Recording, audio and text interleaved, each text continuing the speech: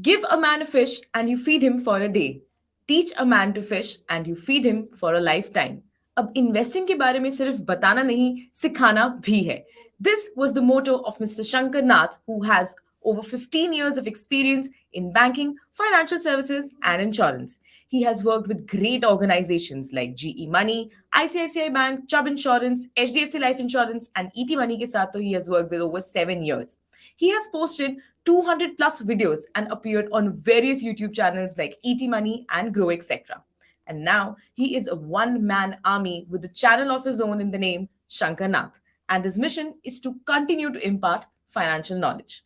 Today, he is with us and we are going to grill him on various asset allocation questions. So let's get started with Investing Lessons 101 with Shankar Nath.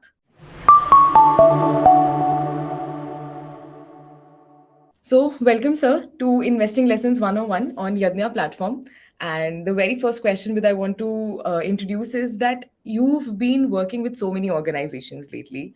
There are so many organizations you've worked with. You've worked with ET Money for 7 years.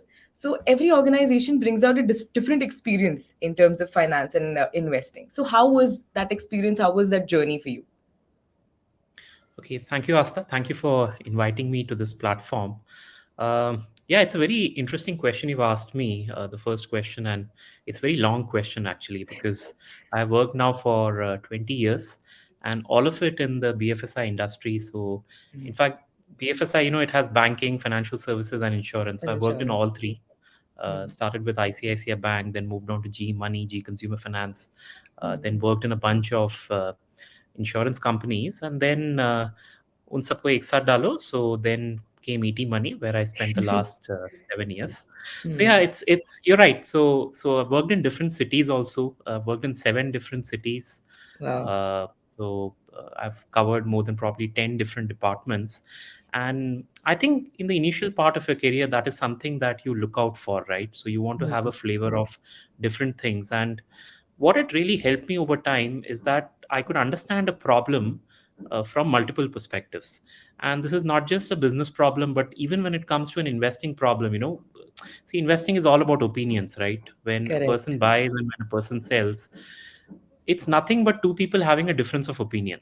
The person who's Correct. buying thinks that the price will go up, and the person who's selling thinks that the price will go down. Mm. So by virtue of having worked in multiple cultures and places, you get a better appreciation of what is that other person thinking, or Mm. what is his or her motivation behind doing anything, and that Correct. applies to investing also. So I think Mm. that's one of the key learnings that I received through a lot of years of working. So, while you were working for this long, and I believe that initially, whenever anybody starts, there are mistakes that we make, and there are mistakes that we make in stocks differently, and there are mistakes that we make with mutual funds. So, what were Yeah. your mistakes when you maybe started with your journey with stocks and mutual funds? All right. So I think in terms of common mistakes first, probably I can start with that. I think a failure to appreciate the process is probably my biggest mistake, and Mm. a lot of people do that when they are in their 20s, especially. So I think Correct. we get into a job and we say, the first dream is, okay, by the age of 30, I will have 1 crore rupees in my bank account.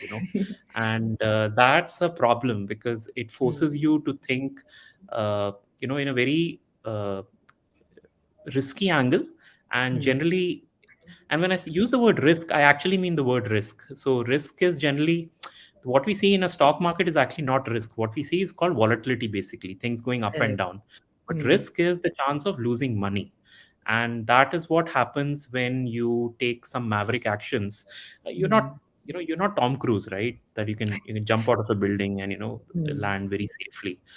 Here you tend to fail, and I think that's the first thing which I learned, that please don't take actions when you don't know. And I think that comes up in lesson number 2, that you have to put your money where you can understand what is going to happen with that money. Mm. So I just tried once futures and options, and I failed miserably, right?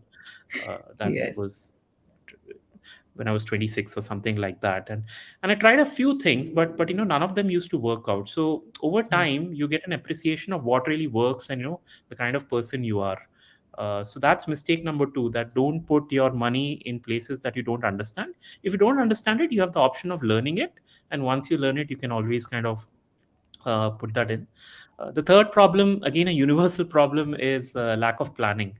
So, as I Right. said, in the first step itself, there are ways in which you can earn a lot of money actually. Like even a simple things like an SIP over a 20-year period, you can easily earn a crore, a few crores actually, if you just Hmm. follow that simple setup. I mean, if I remember right, it's 10,000 rupees a month over 20 years at a 12% compounding gets you a crore. Now, Wow. with the kind of salaries people have, 10,000 is a decent starter for most But people, right? over I how mean, much period of time? 20 years. 20 years. Okay. Correct. So, so, Right. so this is one of the math. Obviously, there are multiple maths which are available. Hmm. This is one of the maths which I remember, and Hmm. 10,000 is very decent sum of money that a lot of youngsters who are now, kind of getting into the job system can really do. So again, this was a mistake. I did my first SIP. So I did my stocks first. So Okay. 2004. I first dabbled into stocks. It was only 2007 when I first got into a mutual fund. So there was this big 3-year period where there was a lot of winning of money and losing of money that happened. But yeah, so yeah, these were some of the mistakes that I do remember. Specific to mutual funds, I think not looking at asset allocation is Hmm. definitely a mistake. We all think when we are very young that I'll put all my money in equity, and some people even talk about it, right? Even financial planners Because they have say, a good risk appetite. So why not put everything in equity? but it's like driving a car. Just Hmm. because the accelerator allows you to punch in up to 200 kilometers an hour, इसका मतलब ये नहीं कि हर जगह पे आप 200 kilometers an hour चला सकते हो, right? Correct. You Absolutely have to right. apply the brakes at some time. You have to kind of Hmm. course guide at some times. And what I've observed, even with data, is that that course correction actually not only reduces your risk but actually increases your returns also. Right. So that has been a massive massive learning for me, that Hmm. again, the discipline, the planning, the asset allocation, all this works together to your advantage. These are not there to Right. kind of rob money from you. This is actually there to put more Hmm. money into your pocket.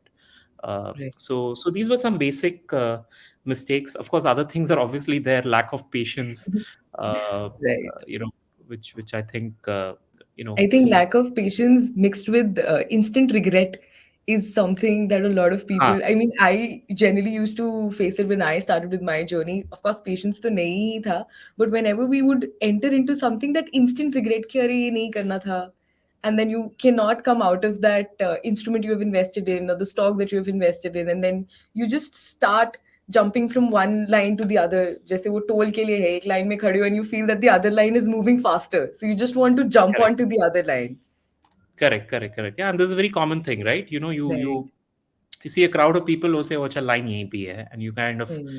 follow the crowd and you say, "Ki theek hai, this is what I also need to do." So yeah, you're right. So this is a big problem, the lack of Hmm. patience part, and a lot of people lose a lot because of lack of patience. And but Hmm. the good thing, the silver lining here is that once people start moving into their 30s, the early 30s, I think a lot of sanity comes in. Correct. I've seen myself, I've seen my friends, the age of 32, 33. I think that's the time when you say bus bahut ho gaya, and now let me kind of put a proper path to what I'm trying to do with my money. And Hmm. that's when the magic really starts. So there's no silver bullet. You have to follow that methodology that has been defined over Yeah. so many years by so many people. Mhm. I remember the Warren Buffett saying when he says that the principles that you have or the paths that you've set is so simple, then why other people are not able to follow it? And he said Correct. because it is so simple, people just don't want to follow it. They want complex things in their life. Yeah, you want some action, right? Yeah. That's what everyone likes to go with, and that's where. So again, one of the learnings that has come, again, the mistake and therefore the learning is that uh, you don't need to put all your money in a risky venture, right? Hmm. You can always split it down. Let's say 80% goes into your core portfolio and the remaining 20% can be your opportunity portfolio. So you can do whatever you want with the 20%. Please do whatever you feel like, of course, after due research. But the remaining Hmm. 80%, let it be a very a very stable, Boring simple, investing stupid, process. boring, exactly that kind of a portfolio, and let it do what it needs to do. The remaining 20% you can use and become a billionaire if you want to, but 80% please don't touch it. I think that's Right. one way of looking at it.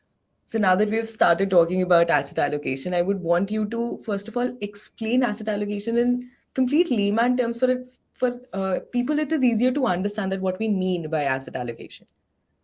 Sure. So asset allocation is, in the most basic terms, it's nothing but a combination of asset classes.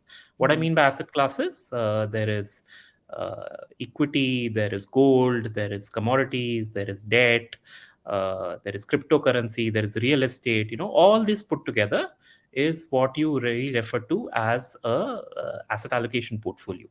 Now, within asset allocation, there are two key parts that need to be taken care of. Okay. One has to identify that it's a process. Uh, what kind of a process? I'll explain it a little later.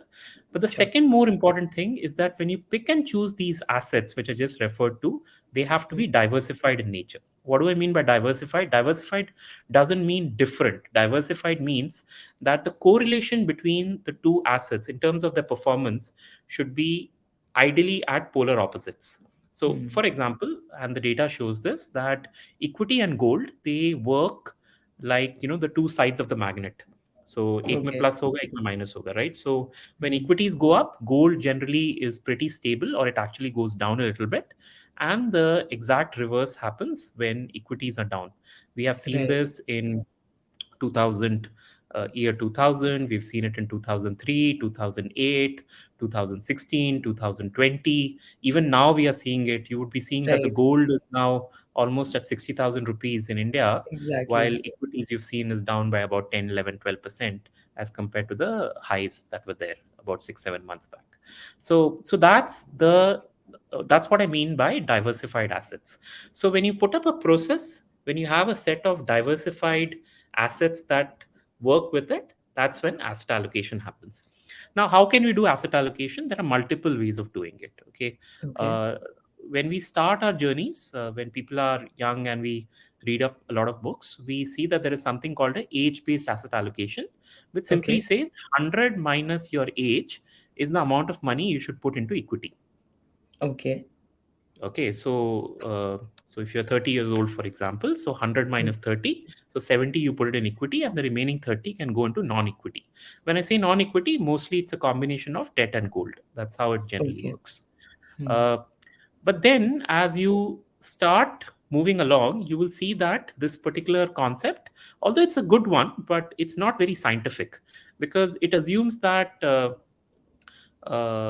that Astha's income, her dependence, her goals in life is exactly equal to another person who might be of your exact same age, which is really Correct. not true, right? Because your situations are very different in life, correct? So that brings us to concept number two, which is called strategic asset allocation, where you start Okay. looking at your risk profile, you start looking at your income, how many dependents you have at home, your goals, your objectives. You start looking at all this and you create a kind of a matrix for yourself saying that this is what I am comfortable with. Then you Correct. have some other variations like risk based ho gaya. So if you are a conservative Okay. person, you should have 10% in equity, 10% in gold, 80% in bonds. If you're an Hmm. aggressive person, the exact opposite, then you should have probably 70% in equity, you should have only 15% in debt and 15% in gold, something like that. So that's Okay. another way of doing it. And the last way is called dynamic asset allocation, where you try and do something very similar to what I said, that you Okay. keep 80% of your money in a comfortable asset allocation pattern that you like. And for the remaining 20%, you can play around. So if the P Hmm. goes really down, let's say it goes down to 15, for example, that's when you can buy a lot more equity.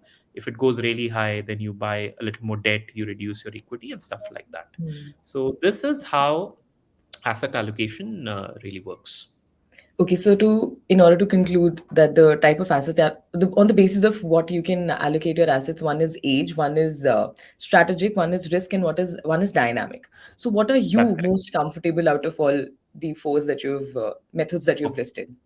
So I have used all of this, Astha, and Okay. what I've realized is it's not about picking one method.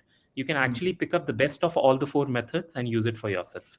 So I Right. do dynamic asset allocation, I do strategic asset allocation. I don't do the 100 minus thing anymore right now, but I used to do it at one point of time. So, for example, Hmm.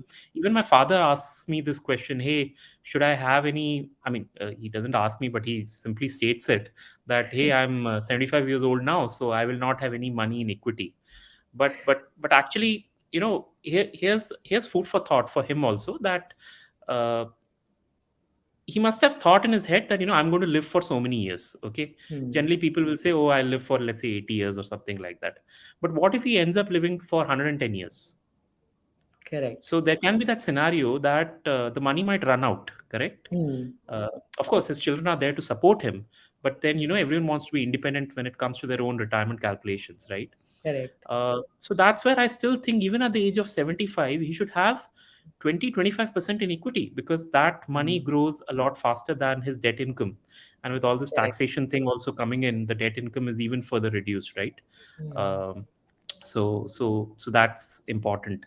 But specific to my own asset allocation, the way I have divided is, I am most comfortable with 60-40, actually 65-35, 65 in Okay. equity and 35 in non-equity. This is at the moment. This might change as my circumstances change, as my age moves up, and stuff like that. Right. And again, within that 65 equity, I've again broken it down into how much I need for within large caps, within mid caps, within small caps, and international. Hmm.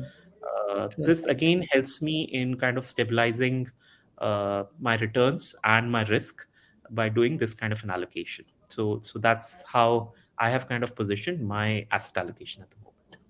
Perfect. So, next question that I want to ask you in asset allocation is very personal to people and very emotional to people, and I'm going to talk about is gold, because all of Okay. us have so much of an emotional attachment with gold that whatever people tell about that, this is how you should invest in gold, but that physical gold जब तक नहीं है पास में तो ऐसा लगता है that there's a major missing, come what may.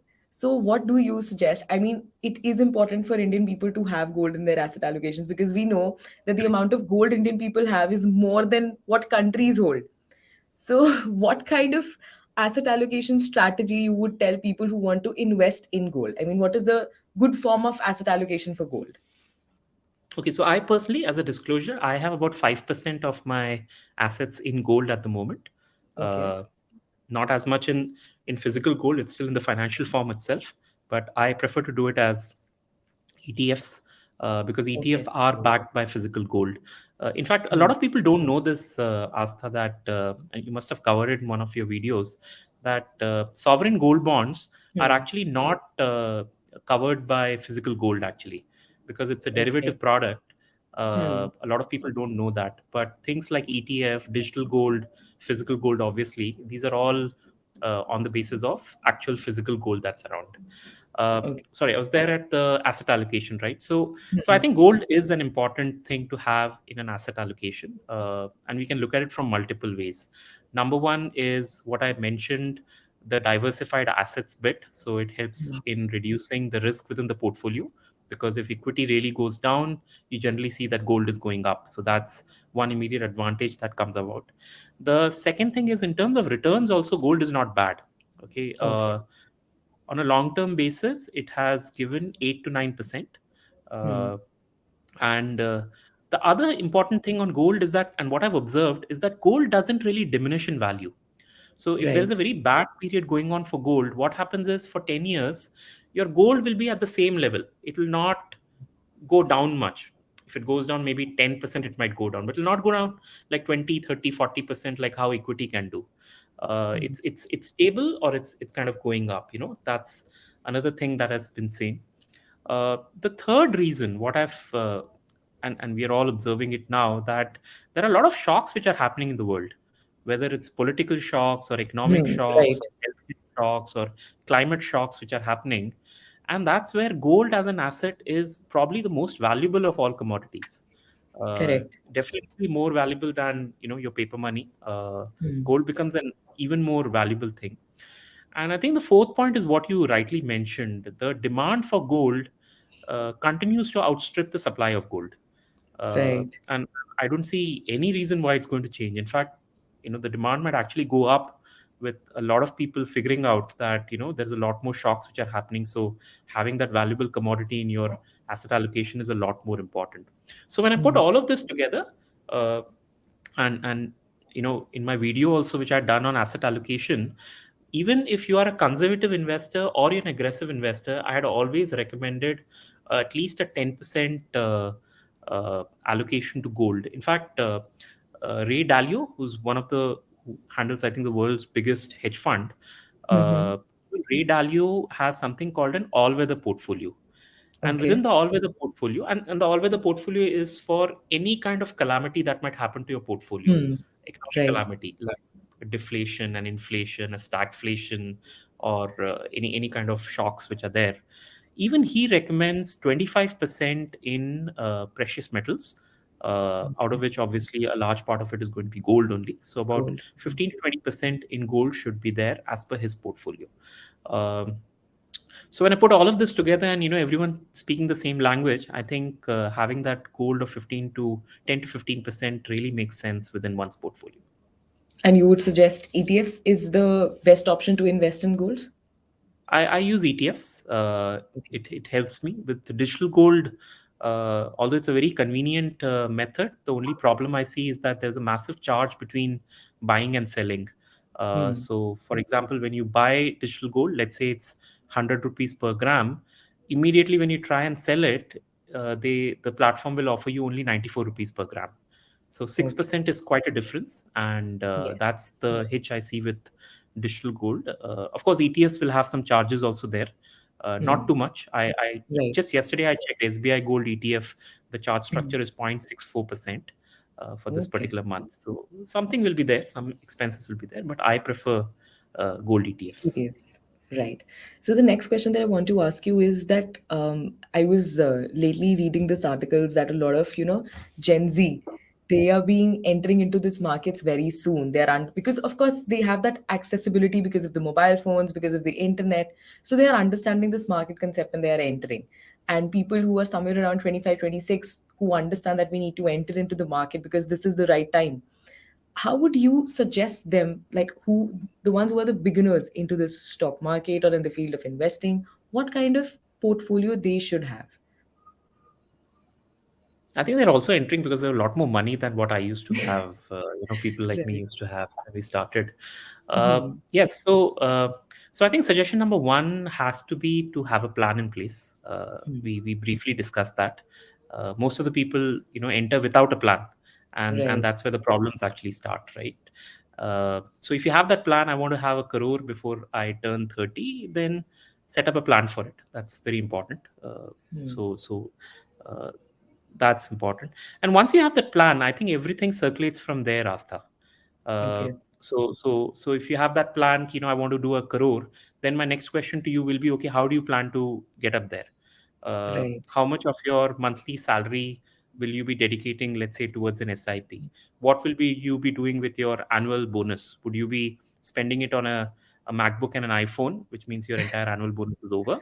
And or Right. will you be actually, kind of setting it up as a separate lump sum investment? Uh, Hmm. Even there the math is very interesting, right? Because if you put in 1 rupee, and if you can identify, let's say, a stock which gives you 25.9% over the next 10 years, then that 1 rupee becomes 10 rupees. Right. Of course, doing 25.9 is very difficult, but it has Hmm. been done with Infosys, with Asian Paints, with Havels, with UPL, and with dozens of Indian companies over the last 10 years. So it's possible. Right. Um, the second thing is to identify the investment platform. And I think this is again a very important thing for all the beginners. They have to know how each and every platform works in terms of what is a direct plan, what is a regular plan, what are the charges which the plan takes, is there some kind of a research they're going to give in, uh, especially this understanding of different products like insurance products and mutual funds and Hmm. stocks. So the idea should be to learn everything before trying to kind of put your first rupee into it. Because sometimes the first shock that you get can actually prevent you from doing anything for the next 3 4 5 years. Absolutely And, right. and for someone like me, that first shock happened in 2008. where I lost Right. half of my money, right? And after that, it took me a good 4 years to come back into the market. A mistake on my part. I should have been there much earlier. And I still know people who have still not entered the market because of They that lose that initial confidence in the market. lose that confidence completely. Exactly. So that's where you got to understand the history. That's very important as a beginner. Um the other thing is obviously asset allocation. So you figure out where to put your money into different assets. And I think the fourth thing you need to understand is your tax liabilities. That's very Correct. important. A lot of people ignore that completely for some reason. I think if you can do these four basic principles and you have a good knowledge of that, creating a plan and executing that plan is, I think, a lot more secondary. Um, that's at least what I think. So, Right. what are the go-to investment options that these beginners can have in their portfolios? Yeah, I think mutual fund is the best option to start out because look at what mutual fund gives you. Mutual fund gives you that entire gamut of uh, options that you need. If you want to put money for a short period of time, there is a mutual fund. If you want to put it for a longer period of time, there's a mutual fund. If you want to do it in very, very fixed income, you want to get dividend every month, there's a mutual fund option that's available. If you want your money to really grow, to give that chance to grow, you have those equity mutual funds which are available. So if you look within the mutual fund universe, you got every option that you need. uh, Right. there's nothing outside of mutual funds actually, because if you want to put it in gold also, again you have those mutual funds which are available. You Correct. want to put money outside of India, it's again available via mutual funds. So this one instrument actually takes care of everything uh, Mhm. for any beginner. And the best part is that there's a person who's I mean, look at it this way: even if you're putting in just 1,000 rupees a month, there is a expert who has years and years. I mean, there's a team of people who have years and years of experience who are giving that 1,000 rupees of yours the same attention that they would probably give to a crore of rupees that someone else has put in. So you Right. get that expertise, which you don't have yourself at the moment. You get Mhm. that, and you have to pay hardly 50 paisa for 0.5% for that particular expertise. So that's a big Right. advantage. Okay. So the next thing that I want to ask you is that we've discussed so much about equity, but there are two different methods that we can invest equity in. That is either through mutual funds or directly investing in stocks. Correct. They are quite related, but still different sets of investment classes that we have. So, what do you suggest, or what do you do in order to invest in equities? Do you go all hardcore stocks, or do you go all hardcore mutual funds, or it is a blend of both? Yes. So I think the best way to explain it is a continuation of what I had said earlier in Mhm. terms of I briefly mentioned, right, that I also decide how much money I need to put in my large cap, my mid cap, my small Right. cap, and international, right? So this is a continuation of that. So when it comes to large cap, my large cap portfolio, a lot of it goes within the index umbrella. Okay. So index funds, which follows a very passive strategy. There's a methodology Mhm. through which stock picking is done. So uh, it's not a fund manager who's actually saying, "Oh, I'm going to pick this 10 stocks." It's a universe of stocks, which where the investment happens. So that's what an index fund is. So a lot of my large cap, almost entire large cap, happens through index funds. When it Okay. comes to mid caps, I prefer using actively managed mutual funds. And the reason Okay. why I do that is because in the mid cap arena, I see that there is a there is still alpha that can be created, and there is decent Mhm. alpha that can be created, uh, which means this can overachieve what a index fund can offer. Which is why I say, Right. okay, Mr. Fund Manager, here, take my money. Please try and do a good job with it. I'm giving you Manage it my for money. So myself. exactly. So mid Mhm. caps is done via the fund managers using actively managed mutual funds.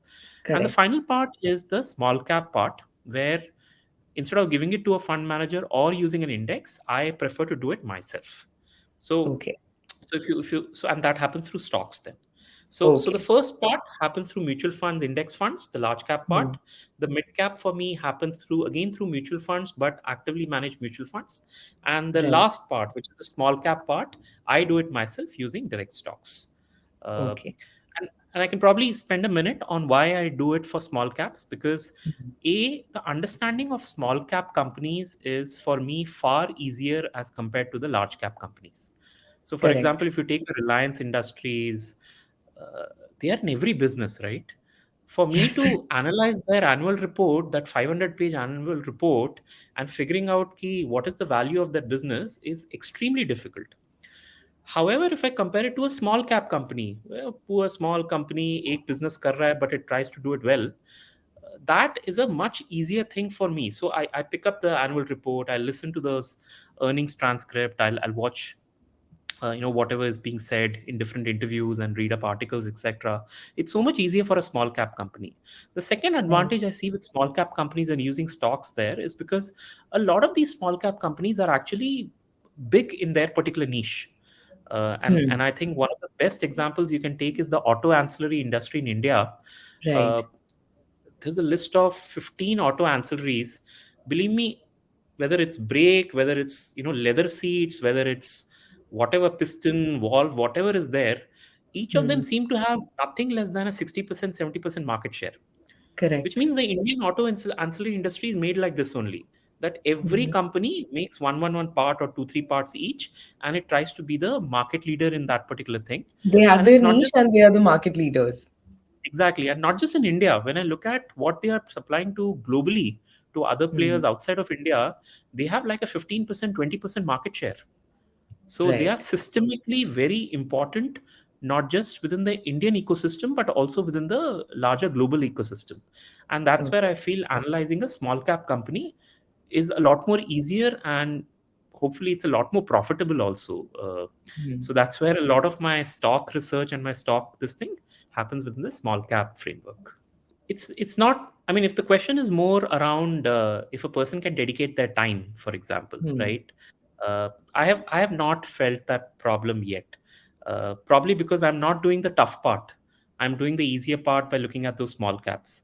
Hmm. Uh, and and and small caps is not a big chunk of my money also, right? So within the Right. equity 65% which I told you, small caps would be holding maybe 15%, right? A larger Right. chunk is always in the large caps, then you have And mid mid caps, and then caps. you have Hmm. small caps, correct? So that way I'm not dedicating too much of money to this particular thing, and it Hmm. kind of keeps my interest alive in investing all the time. That hey, I'm doing some moves by myself, and it's not doing it. It might not do gloriously well. It's not that I'm making 25%, 30% or something, but it still kind of keeps your interest alive in investing. So I look at it from Right. that perspective. That adventure part that you said a few minutes The back, action I that we think need. action that we need. Yeah, so this is my Yeah. kind of action. So At to least sum that's it how up, I I look can at say that if people have time, so the easiest thing if they want to analyze is small caps, but also they need to be aware that small caps come with a lot of risk as well. it.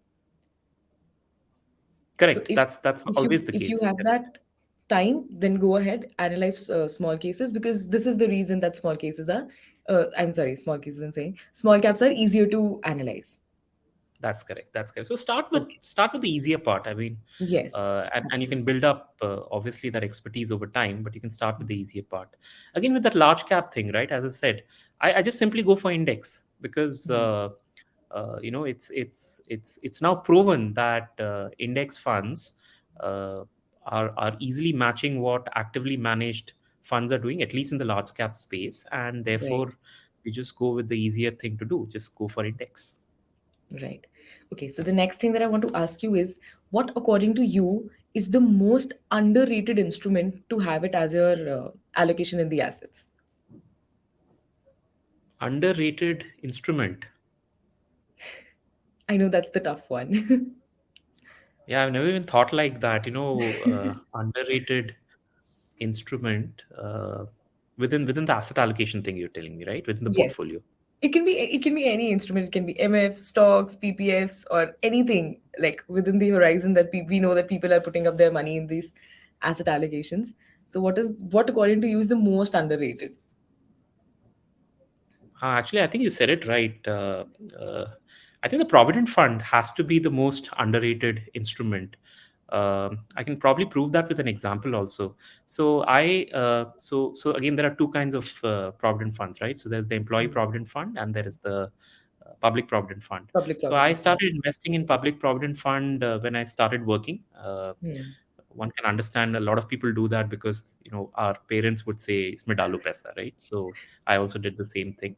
And Right. when I did that, the PPF was at only 70,000 rupees. The maximum allowed limit was only Hmm. 70,000 rupees. Then it became 1 lakh and now it's 1.5 lakhs. 1.5 lakhs. Yes. Now, the situation that's happened is that in 2015 or 16, somewhere on that time, the amount of money that I could put in maximum, which was 1.5 lakhs, the level of interest I was getting on the portfolio that had accumulated over the last 12 years was actually more than 1.5 lakhs. Okay. So the interest component was actually more than the amount of investment I was making on a yearly basis, and Okay. that kind of serves that word that you use, right? Underrated. So this is where I observed that how magical this accumulation over Hmm. time turned out to be, and what my father had told me that turned out to be really useful. And today it's double. I mean, what I now make as interest is more than double actually of the money that Right. I put in the PPF. And that, when I explained that in 2015 to my colleagues in HDFC Life, Hmm. at least five more people actually opened PPF accounts within the next Wow. 15 days. And not to And today mention this, they're this back to is, I'm sorry to cut you. I was just saying that not to mention this is one of the instruments which is safe in terms correct. of that risk that we have. It does not have that amount of risk like the other asset classes that they have. That's correct. That's correct. It's government backed. So, Hmm. and because it's government backed, and there is a very populist measure also. What happens is, although the government is supposed to kind of peg it to benchmark it to the interest rates in the country, still what Right. happens is sometimes the interest rate goes down. Like with COVID times, Hmm. it was brought down to 4%, right? But the PPF, they did not reduce it by much. So they Hmm. still kept it at 7.65 or something like that. If you actually Right. go with the maths, they should have brought it down to something like 6%. But they didn't Hmm. do that because it's a very populist kind of a instrument that's there that a lot of people use. So Hmm. the government will always make sure that you get an average of, let's say, 7.5 to 8% per annum. And the best part is it's all tax free.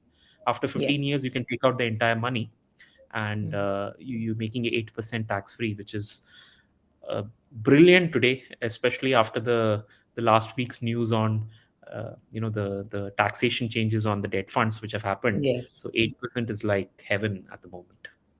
But what do you, I mean, even though I know that we need to diversify our portfolio, there should be some chunk in equities and other instruments. But then when we talk about PPF, people generally have this mindset that, okay, PPF is giving good returns, but it is hardly able to beat inflation. Yeah, actually, I don't think of it that way because it's see, again, you can't classify everything. See, there's not a trade-off on everything. That's Hmm. that's how investing works. There are certain things which are actually essential in your portfolio. You can't say that, oh no, I'm not going to do this because this thing is not giving me enough Hmm. returns or something. Uh, by that context, we should all be putting our money in venture capital and cryptocurrency and those kinds of things, right? The riskiest sort Right. of assets.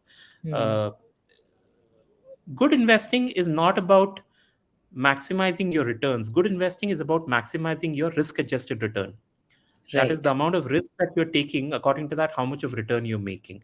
Hmm. And instruments like PPF, instruments like debt funds, your fixed deposits, even real estate for that matter, that is the cushion that your money really requires. In fact, uh, once a person starts pushing about 38, 39, 40, one tends to realize this. In younger ages you might not get it. So but now when we do asset allocation, for example, the way we look at our money is not that, hey, I need to have 60% in equity and 40% in debt. It doesn't work like that. What Hmm. happens now is we see, okay, how much of money have I collected so far which I know will not go down. That is, it will Hmm. not, I'll not make a loss on that particular money. So let's say, for example, that's 1 crore rupees. Okay. So that is your cushion. Now, Right. that 1 crore you don't touch. So that PPF, that EPF, that real estate, etc., you don't touch. Whatever you want to play with, you play it with the one which is above that. So all the Correct. incremental money that you have, that's where you try and do whatever you want to do with your money to maximize it. But that Hmm. cushion becomes such a healthy thing in your portfolio that it allows you a lot more flexibility in life. So for example, I was able to leave my job, and I was able to change my status from salaried to self-employed because of the Hmm. same thought process, that hey, I know I have X amount of money which will not go down under any Right. circumstance, and therefore the flexibilities come in life. So that's the support that these kinds of things give us, and Hmm. that should never be ignored. Okay. So the next question that I want to ask you is with regards to the current market situation, because we know that Nifty, Sensex, everything is just going down, and people kind of develop this fear कि market में क्या होगा, पैसा डूब रहा है, and things like that. So in such times, how do you suggest for people to, manage their assets? Yeah, so again, it goes back to what your goal is.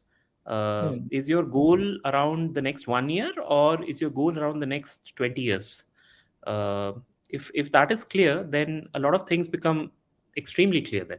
Uh, for example, when I started investing, the Sensex was at 4,000 points. Right. Uh, so that's a long time back, right? Yes. And one of my first experiences within like 3 4 months of investing was that the Sensex went down by 15%. Not in a month, not in a year, it went down in one day. uh, it just went down, right? So Hmm. so in the morning, I opened ICICI Direct, and I saw that the market had dropped by 10%, and trading had been halted. It reopened Hmm. after another 45 minutes, and again it went down by another 5%. So this 15% drop is something I've faced 2 3 times in my life already, or maybe Hmm. more, maybe 4 times. All this is noise, because it didn't bother me, because my wealth, I wanted to grow not over one day or 1 week or 1 month or 1 year. I want to grow it over the next 20 years, 30 years, 40 years, right?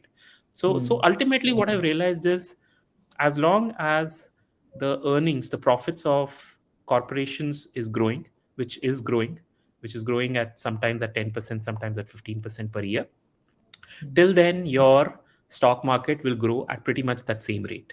In some years it might grow by 40%, in some years it might be down 10%, like the way it is now. But Yes. if you put a mental math to it, if your earnings is growing by 12% per annum, your stock market is going to grow by 12% per annum. And that's proof, right? Because over the last 20, 30 years, if you see, your stock market has been growing by 12% only. But that's Yes. because the earnings has been growing by 12%. So stock market is nothing. Stock market is a slave to corporate earnings. And this really proves that.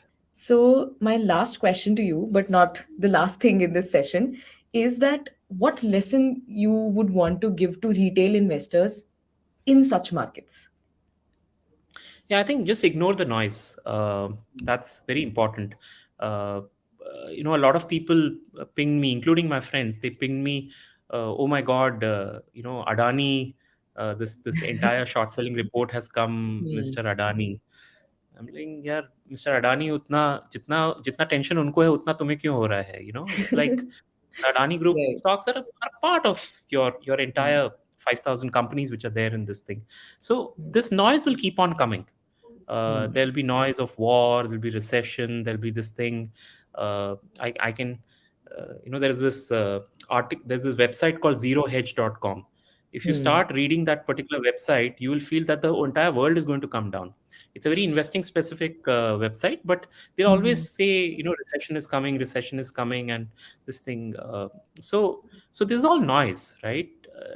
At the end of the day, this uh, I've not seen a scenario yet where this noise actually kind of creates a lot of panic or anything of that sort.